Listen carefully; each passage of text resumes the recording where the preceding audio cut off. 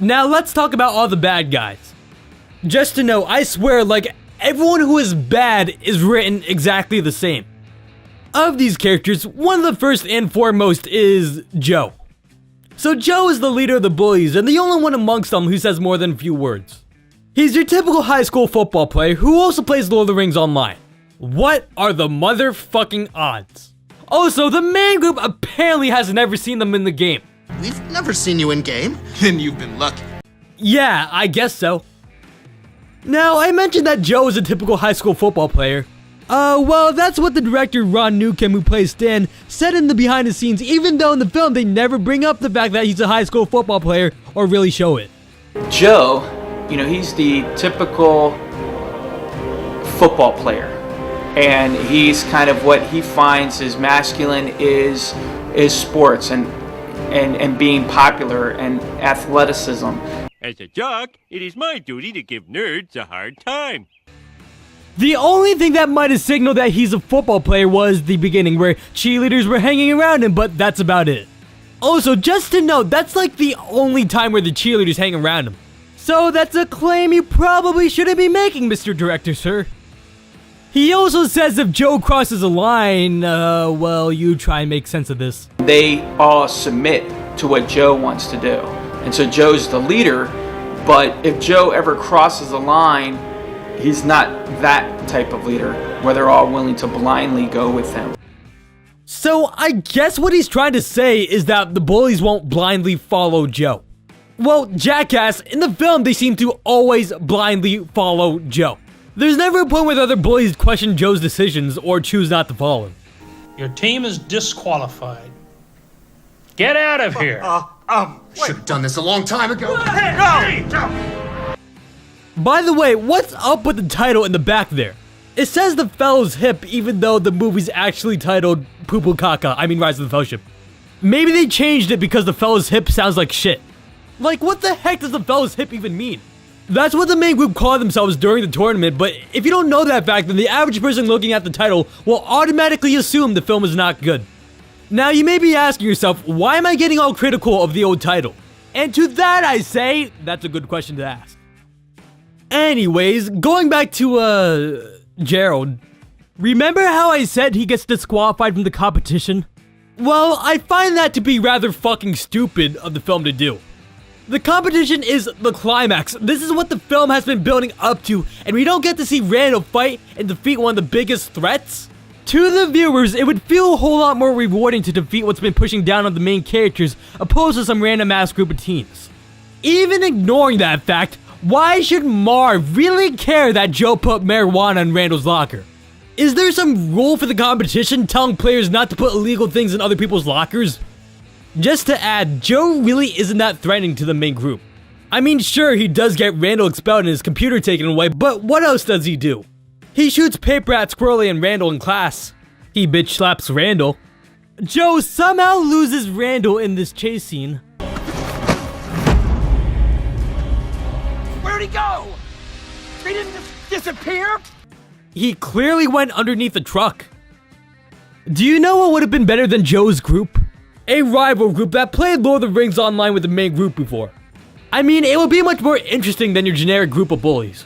So if they were to compete, we would know if we should laugh them off because of how bad they are, or be on the tips of our toes because of how good they are.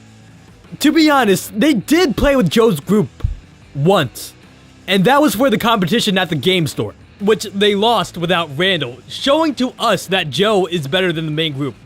Sure, with Randall, they could have won the competition, but I don't know what difference it would have made with him being there because we never get to see that.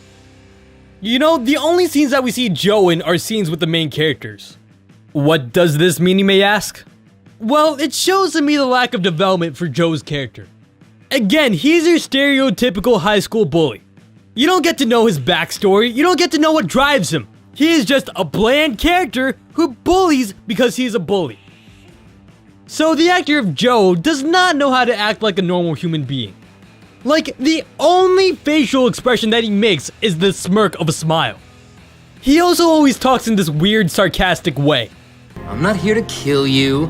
I can do that anytime. So how does Joe change by the end of the film? Well, he now is in this Joker costume. I'm not sure if he still tries to act tough and strong because the film doesn't really show much else of Joe. The only time that Joe is shown at the end is in the costume. By the way, Ron Newcomb says that Joe goes through a character arc. So he is, Joe had to, he has a, what we call a character arc in film.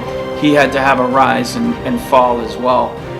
Well, I guess that's technically true, but we don't really get to see that. Like, for every scene except for the clip where Joe is wearing the costume, he acts about the same. Anyways, that's all I have to say about Joe. Next! Bully number 2.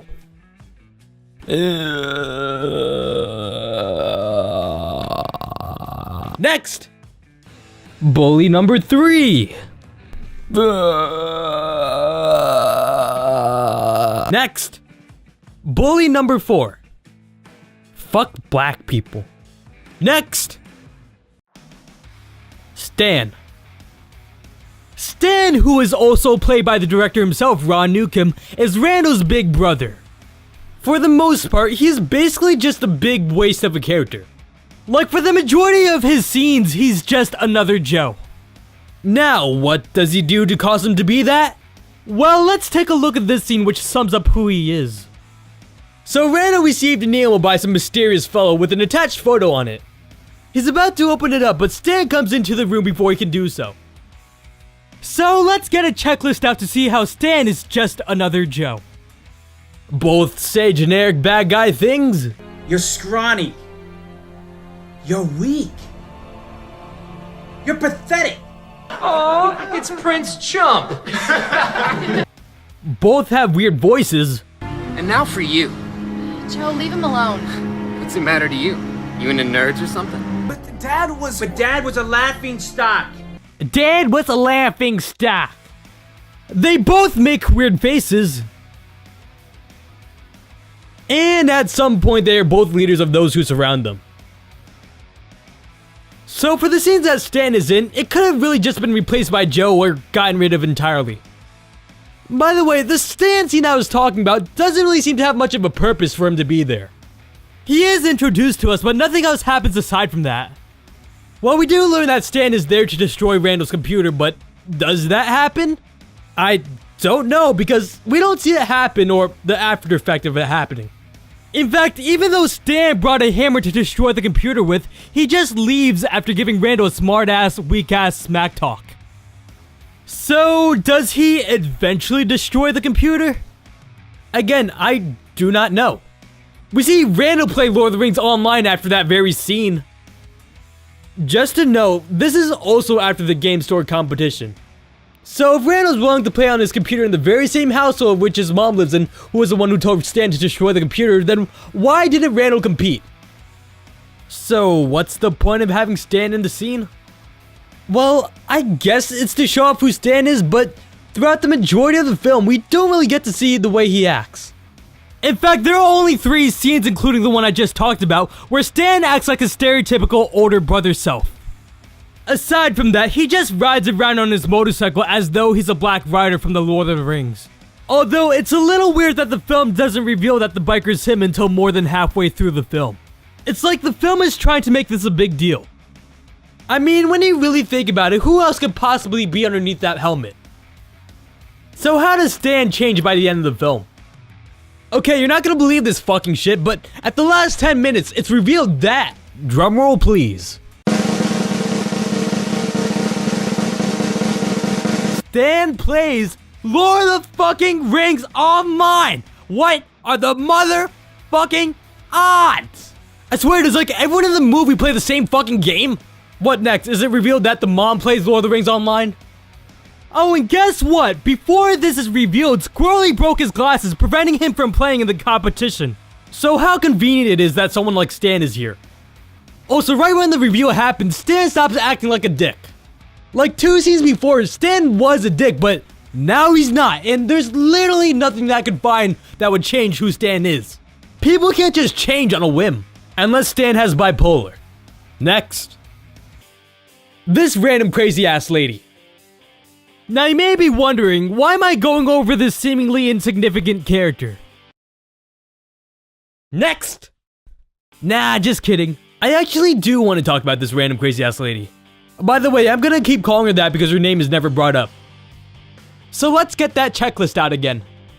She says generic bad guy things. Perhaps. Or perhaps it left you. Perhaps it decided you didn't deserve it. Perhaps it thought that you were just a bunch of clueless dorks who should know their place. She has a weird voice. This is our way, and this is how a dispute shall be settled. Am I not right, Baba? She makes weird faces. And last but not least, she leads those who surround her. Gee, I would think this film would have original characters, but instead they repeat the same person twice. Now, this random crazy ass lady is crazy. As I mentioned before, Baba Melvin makes her move her seat even though there are seats right there! So later that night while the main group sleeps, she steals the flash drive from Randall. In the morning, the main group comes out and bump into her. And then she goes on this huge ass, stupid ass, retarded ass, fucking ass rant. Good morning and hello. We greet you this fine morning. It's not so good. You seem troubled. I lost something. Perhaps. Or perhaps it left you. Perhaps it decided you didn't deserve it. Perhaps it thought that you were just a bunch of clueless dorks who should know their place. Okay, lady, it's just a fucking seat. Calm the fuck down. Also, they're guests, so treat them like such. They're only gonna be here for a short period of time. So this random crazy ass lady doesn't have much of a good reason to be ticked off. That's basically why she's crazy. Also, I don't know what stealing a flash drive would help her with whatever she's trying to accomplish. The only thing on it is the photo of Joe putting marijuana in Randall's locker. I have very high doubts that she knows Joe. I have high doubts that she knows Randall. And I have high doubts that showing the photo to the head of the competition will affect her in any way. Just to add, she's only in the film for like 10 minutes. Her first scene is the one where her seat's moved, and the last is the paintball fight, which are just 2 scenes away. Might as well just get rid of that character entirely. Another thing to add is that she doesn't reflect on what she has done after the paintball fight. It would be good if she said sorry to the main characters for being crazy or something like that. I mean, that could add more depth to her post knowing her as some crazy ass random lady. Well, that's all I have to say about some random crazy ass lady. Shaiga. Principal Warden. Okay, finally, the last character I want to talk about. Now, I am leaving out Pete because I just don't feel like talking about him. Anyways, Principal Warden is your stereotypical high school principal who favors the bullies and dislikes the main characters. In the film, Randall gets expelled from school because of the pot found in his locker. So he decides to confront Warden with a picture to prove his innocence. By the way, does this school not have security cameras? They're all over the place in my school.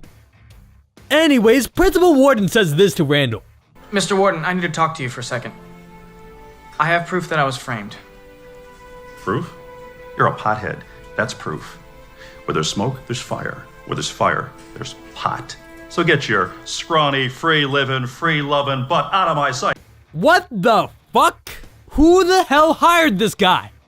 By the way, let's get that checklist out again. He says generic bad guy things. What is this, Dooley? You don't go to the school anymore. I weed out losers like you. Weird voices or way of talking. So get your scrawny, free-living, free-loving butt out of my sight. Makes weird faces. And yeah, that's about it. There's never really a point where he's surrounded by his own people, unless you count the school. So that's a total of 5 times they repeat the same character. Screw having original and unique characters. Be lazy and fucking boring by writing the same person 5 times. That includes Pete, by the way. Anyways, Randall shows Warden the photo, and after seeing it, Warden says it's fake, just like the Apollo fucking moon landing, the assassination of Kennedy, and American cheese. Yes? Nice try, Dooley. Did you ever hear the Apollo moon landing? Kennedy assassination. Most brands of American cheese. Fakes. All fakes. Seriously, who the fuck hired this guy? If you honestly believe the moon landing and Kennedy's assassination is fake, then you probably should not be running a school. Anyways, literally right after, the Eye of fucking Sauron just jumps in out of nowhere while Warden is talking. Of American cheese. Fakes. All fakes. Anything can be fake nowadays. I know what these kids can do with these computers. You can't fool me, soldier. I really don't understand why the film does this. Maybe it's to compare the two, but can't the audience make the connection themselves, or to be honest, the lack of? Something like this happens again, but instead of it being the eye, it's the doors of Durin, which I still don't understand why that happens. Is there supposed to be meaning behind the shots? If there is, it really shouldn't just be shoved in the face of the audience. That's not what making movies is about. If there is meaning within a shot, it's up to the audience to figure that out, whether it's right or wrong to what it means to you. So by the end, Warden is like the same exact character. He doesn't get his comeuppance for being a shitty principal. So yeah, that's Warden for ya. The end. Of characters. So now I'm gonna talk about the overall problems I have with the movie, including why should we care? Even though that's more of a question. Why should we care of the fact that 4 high school teenagers want to compete in a gaming competition? How does an idea like that create an interesting and compelling story that non-hardcore gamers could care about? In my opinion, well, maybe this isn't much of an opinion, but a story essentially has to be a problem that must be fixed. In a film like Scott Pilgrim vs. the World, the main problem is that there are 7 evil ex-boyfriends who want to fight and defeat Scott because he's dating Ramona. In The Untouchables, there's a crazy man who bootlegs alcohol and kills people who he doesn't like. The problem in this film is that there's no real problem that needs fixing or overcoming. You could say that Joe's a problem that needs overcoming, but he is not really that. So what has Joe ultimately done to be a consistent problem? Well, in the beginning, he made it so that Randall can't compete in the in-game store competition, making it so that the main group can't compete in the big competition. So that is basically all he did. Past that, he doesn't really do anything else that's important to the film. There's a scene at a gas station where the main group bumps into Joe, but that doesn't amount to anything. Halfway through the film, they completely forget about Joe. Then afterwards, they meet again and chase after the main group. So Joe really isn't much of a consistent problem. It would have been better if Joe had some goal throughout the whole film that would wreak havoc on the main group once done. Joe preventing Randall from competing does this, but only at the beginning. The problem of the film really should be one that will happen if the main group doesn't fight to stop it. So the lack of a consistent problem is one of the reasons why we shouldn't care about the main characters or a story. So why did they go on the journey? Well, 54 minutes in, Randall tells Bob and Melvin that their journey is to right a wrong. We're kind of on a journey. We're trying to right a wrong. So the journey is to expose the wrongdoing of Joe by showing an image to the head of some gaming competition, which will hopefully disqualify him? You know, Randall, instead of going on this long-ass journey to talk to some guy who may or may not sided with you, you probably should have tried talking to people who are close to you first.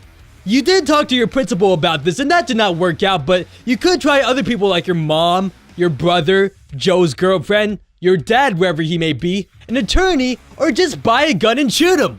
I mean, maybe this film should have not been about teens who go to an online gaming competition, and instead about teens who stand up and fight against a big and powerful force. It's an idea better than the film story. So we shouldn't care because there's no real problem, and the reason for the characters going on their journey is stupid. Number 3. Before being introduced to this film, I had no idea what Lord of the Rings Online was. After watching the film, I still have no idea what Lord of the Rings Online is. You could say that the film's intended audience are people who play Lord of the Rings Online. Well, watch this 30-second trailer and tell me if you get Lord of the Rings Online out of it.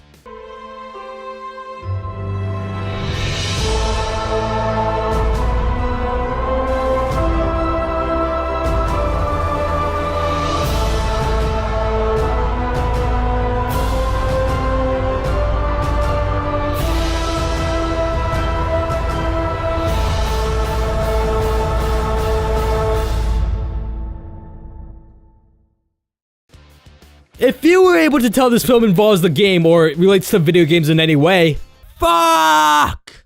Sorry, I spilled hot chocolate on my leg. Anyways, the trailer makes me think more of the Lord of the Rings movies rather than the game. Also, the DVD case doesn't give any slight ideas that the film involves Lord of the Rings Online. Unless the shitty CGI in the front and back is supposed to represent the shitty graphics of the game. By the way, as mentioned before, there's no battle full of knights and trolls. There's also no dragon and no castle.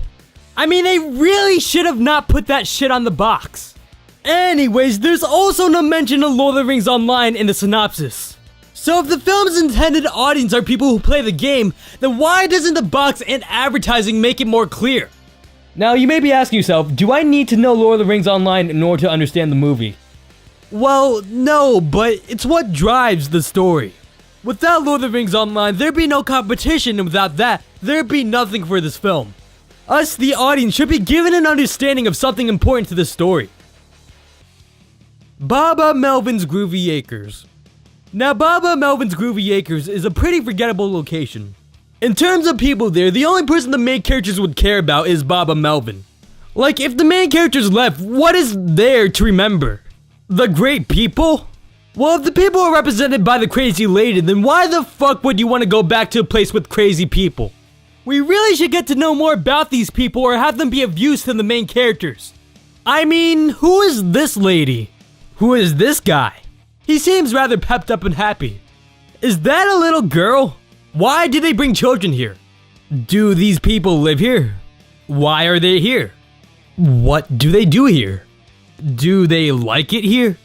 In terms of geographical location, it's also pretty forgettable. I know it's in the middle of the forest, but what does it look like from the outside? I mean, if I happen to stumble across Baba Melvin's Groovy Acres, then I wouldn't be able to identify it as Baba Melvin's Groovy Acres. Also, if I happen to stumble across Baba Melvin's Groovy Acres, then I would question my life choices that led me there. Anyways, what does this place look like on the inside? Is it grand and great looking? We really don't get to look around. The only places that we see the characters interact in are a dining hall, a computer room, and a bedroom. Anyways, is this place isolated from society? What if someone gets sick and needs a doctor? What if someone did something illegal? Do they have TV? Do they have radio? Do they have video games? I mean, what the heck is this place? We have very little knowledge of the people here and the location itself. If the film wants us to remember something from this location, then the only things that are there are some crazy dude, a mentally insane lady, and their first century way of settling disputes. Problems that are not as big. So for the total of 13 times it appears, the slow motion sucks. It consists of people running, walking, and standing, which lacks anything interesting going on within the shot. In this scene, the main group of friends have reached the place where Baba Melvin lives after traveling through the forest. They are led through a sunflower field by one of the workers in slow motion.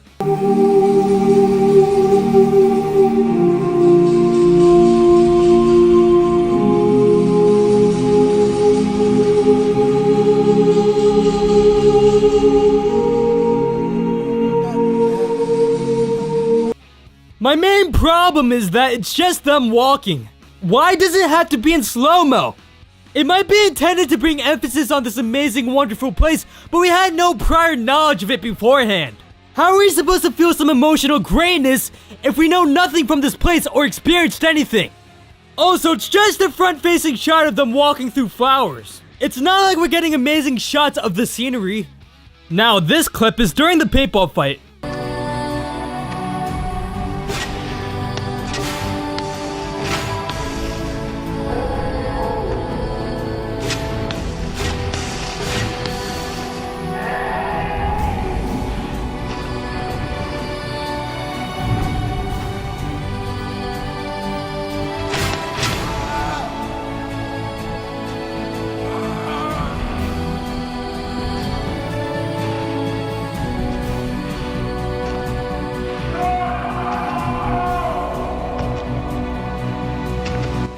My problem with this bit of slow-mo is that it's during an action scene with pretty shitty action, and by the time they get to something that might be interesting in normal speed, they slow it down to a boring pace. So those are two examples of shitty slow-mo in the film, and there are more, but you get the gist from what I showed you. The conclusion. Rise of the Fellowship is one of the shittiest goddamn piece of shits. Wait, doesn't that technically make it good? Rise of the Fellowship promises to be a Lord of the Rings-like film, but fails to follow through with that. The story is nothing that we should care about. The characters are stereotypes and repeats of the same person. The film doesn't help newcomers to Lord of the Rings Online, and it doesn't make us want to remember the world it created. You know, this film is not an example of someone trying to make a film. It's an example of someone trying to make a product intended to make a quick buck. It tries to cash in on something that some people like and sells itself as something a lot of people like. You're not a shitty filmmaker, Ron Newcomb, you're a shitty businessman.